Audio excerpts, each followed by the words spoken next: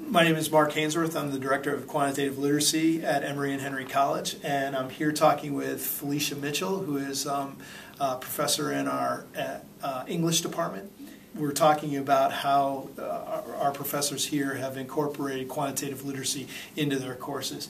Felicia, could you tell us what classes you teach in general, and then what class in specific that you have brought QL into the curriculum?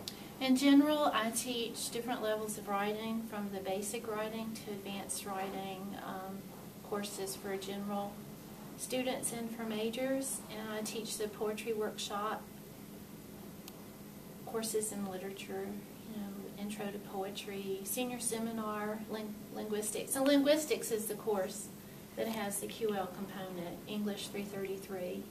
What made you think that QL would be a sort of a natural fit in this classroom, or sort of an asset to the class to help students? This type of class is often a QL class. Traditionally, in many schools, it has a quantitative reasoning component, and when you study linguistics, you have to use some quantitative reasoning to understand what you're reading and learning. And so now the papers that they write have very specific QL criteria.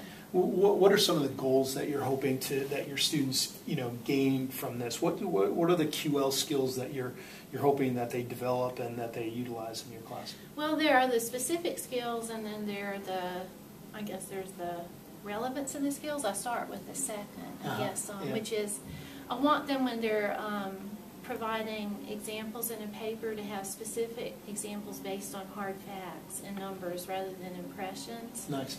And so I teach, with the first paper, I teach them how to use something very simple, counts and percentages, to back up general impressions about the evolution of a word that they look at, not just by looking at something like the Oxford English Dictionary, which they do for background, but by looking specifically at a particular word in a particular context. Mm-hmm. And so I teach them the importance of data collection and the necessity to find numerous examples in order to make some judgments about how a word is changing. They have to find at least 100 examples of a word in a very, very small context.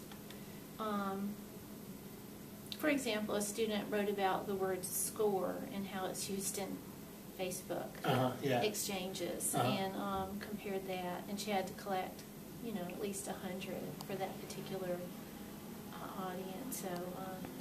So I think I'm rambling. So counts and percentages for that. For the other one, what the students do is they look at, they analyze children, I have to say, in YouTube videos that people publish, and they are able to make a hypothesis and support that hypothesis by working with correlations. Nice. But I'd say the first assignment is where I spend the most time in class teaching them how to do the QL preparation, how to use Excel, how to set up charts and graphs to insert in their paper. And do you find your kids, your students, needing a lot of instruction in QL? And kind of what age, what year are they in school when they're? They tend to be juniors or seniors, but I do sometimes get a sophomore in English 333. The students in there know that linguistics is a science-based sort of English class, and have are in there because they're interested in looking at that part of English. But in terms of the kind of help they need, I build in workshops to teach them how to do the quantitative task and how to do the writing about the quantitative findings, how to use Excel, how to do charts and graphs. So we build that into the class. Nice. And so I give them a lot of hands-on work with that. I see. What sort of assignments do you give specifically that let you know that your student has grasped these ideas about QL and they have used them? If they have used them correctly or correct, not? like. Well, I can look at what they turn in terms of how they are setting up a chart to see if they're setting up correctly. Is that what you mean? Sure, you know, sure. I can see if they've done the math. They have to turn in their data. So, you know, when I get a report that has vague references to numbers and no data attached, I know that the student has a weakness with with QL. Yeah.